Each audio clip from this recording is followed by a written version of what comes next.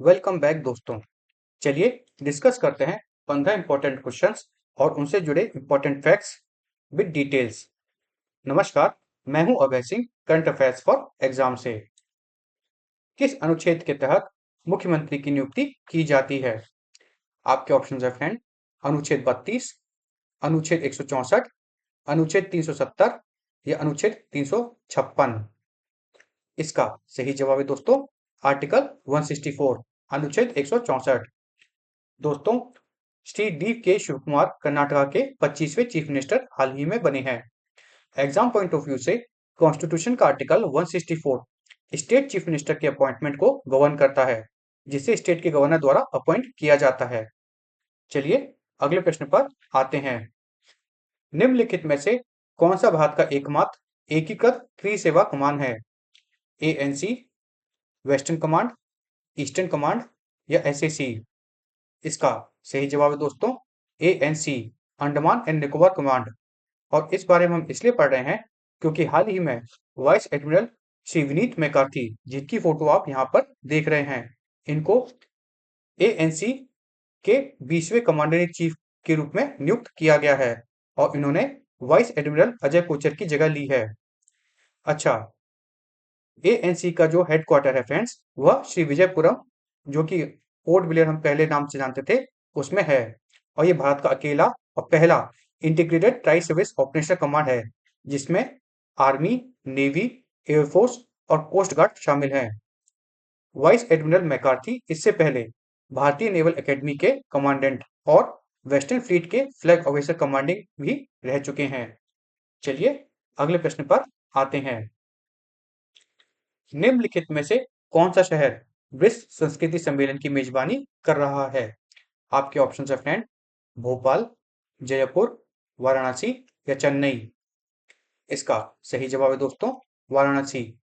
दोस्तों, भारत की BRICS championship के तहत 4 एवं 5 जून 2026 को उत्तर प्रदेश के ऐतिहासिक कल्चर सेंटर वाराणसी में second BRICS culture working group की मीटिंग आयोजित की गई है। इस मीटिंग का main focus creative economy, AI copyright issues, culture heritage protection और रिटर्न ऑफ कल्चर प्रॉपर्टी जैसे प्रायोरिटी सेक्टर्स पर आधारित है। चलिए अगले प्रश्न पर आते हैं।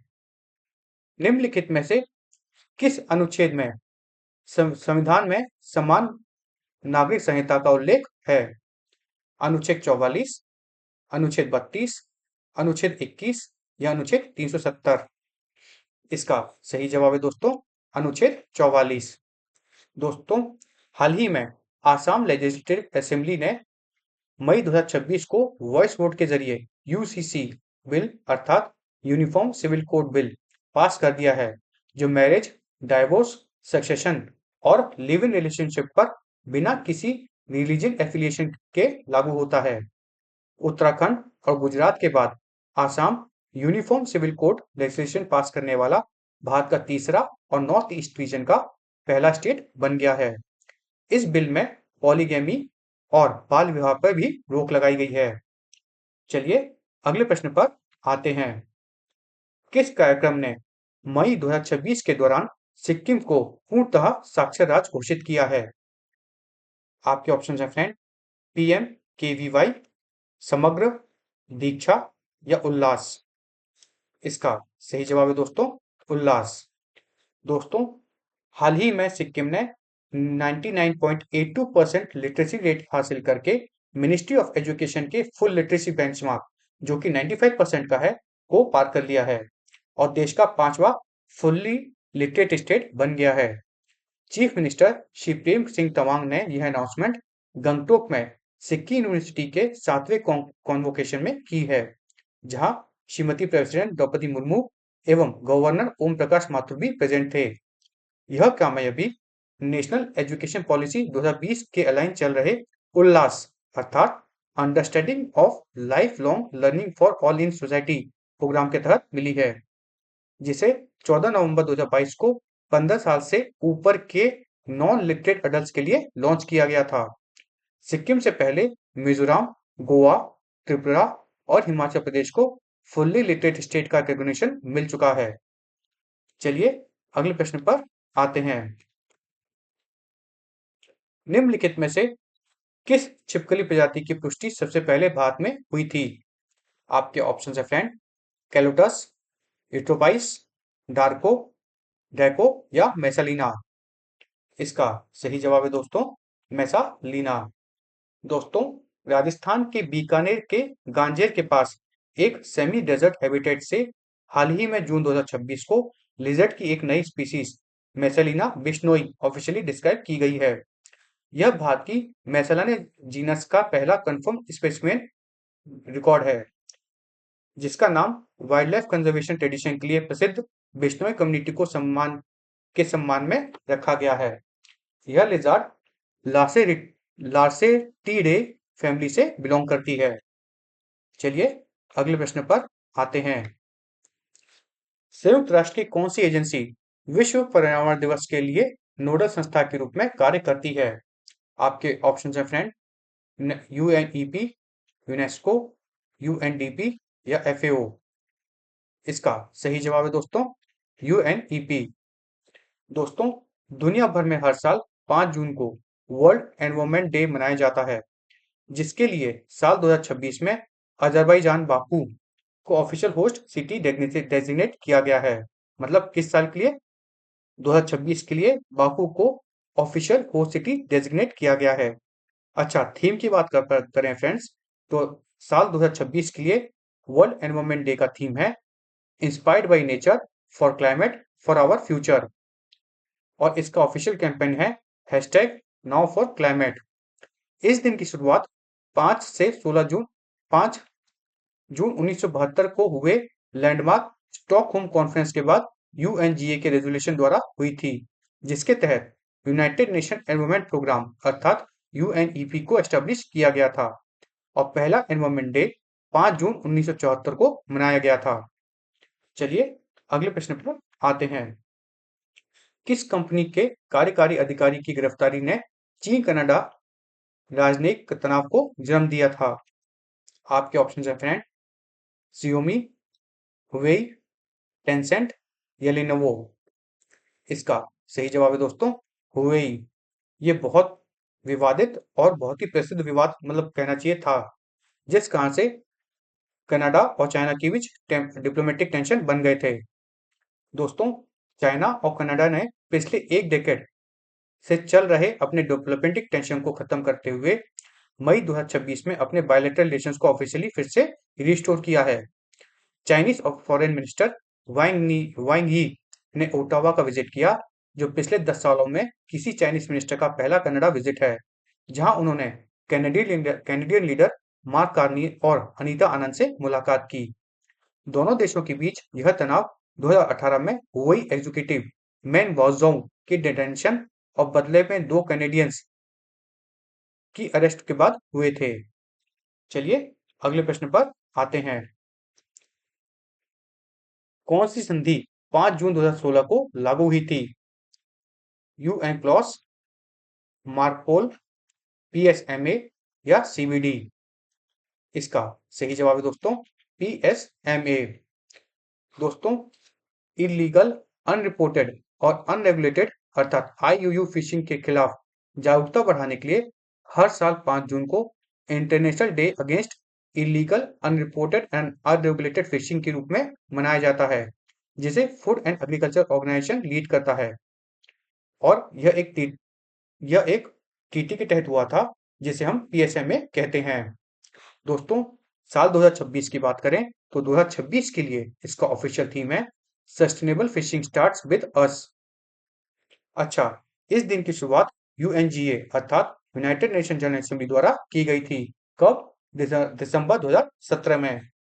चलिए अगले प्रश्न पर आते हैं। अपनापन, नरेंद्र मोदी संग मेरे अनुभव पुस्तक किसने लिखी है? आपके ऑप्शन हैं फ्रेंड, श्री वेंकैया नायडू, श्री शिवराज सिंह चौहान, श्री देवगौड़ा या श्री मोहन यादव। इसका सही जवाब है दोस्तों श्री शिवराज सिंह चौहान। दोस्तों, नई दिल्ली के पूर्व स्थित भारत रत्न सी सुब्रमण्यम ऑडिटोरियम में एक नए बुक अपनापन का लॉन्च किया गया है, जो प्राइम मिनिस्टर नरेंद्र मोदी के 1991 के एकता यात्रा से लेकर उनके 3 डिकेड के पॉलिटिकल और लीडरशिप जर्नी को हाईलाइट करता है। इस किताब को यूनियन एग्रीकल्चर और rural development minister Shri Shivraj Singh Chouhan ने लिखा है और इसका ऑफिशियल रिलीज वाइस प्रेसिडेंट पुराने vice president C M Venkaiah Naidu की प्रेजेंस में किया गया है। किताब में प्राइम मिनिस्टर मोदी की लीडरशिप थीम जैसे डिसिप्लिन, स्ट्रेटेजिक थिंकिंग के साथ साथ सेवा, अंत्योदय, जन भागीदारी, लोक कल्याण और सबका साथ सबका विकास के गवर्नेंस फिलॉसफी को डिस्कस किया गया है। चलिए अगले प्रश्न पर आते हैं। यह परियोजना दक्षिण कोरिया के परमाणु कौन सी परियोजना दक्षिण कोरिया के परमाणु ऊर्जा से चलने वाली पनडुब्बी विकास कार्यक्रम से संबंधित है? आपके ऑप्शन है फ्रेंड, जंगबोगो, अरिहंत, बोरेई या किलो। इसका सही जवाब है दोस्तों जनबोगो। दोस्तों साउथ कोरिया ने लेट 2030 तक domestically built nuclear power submarine को ऑपरेशन करने के लिए जनबोगो एंड न्यूक्लियर प्रोजेक्ट रोडमैप का ऐलान किया है हाल ही में, और इस बारे में इसलिए हम पढ़ रहे हैं। चलिए अगले प्रश्न पर आते हैं। किस कंपनी ने भारत की प्रमुख A2000H AI चिप लॉन्च की है? आपके ऑप्शन है फ्रेंड, जोहो, TSMC, माइटी या नेत्र सेमी। इसका सही जवाब है दोस्तों नेत्र सेमी। दोस्तों Kerala based fabulous semiconductor startup नेत्र सेमी ने मई 2026 में अपना flagship A20000H AI system on chip SoC कामयाबी से लॉन्च किया है।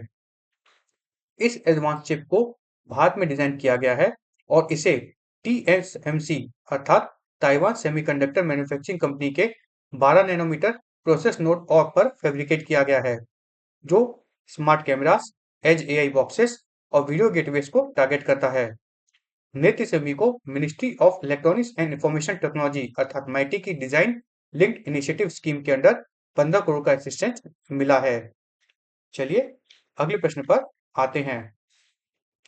निम्नलिखित में से किस परियोजना का उद्देश्य 18 गीगावाट नवकरणीय ऊर्जा को एकीकृत करना है?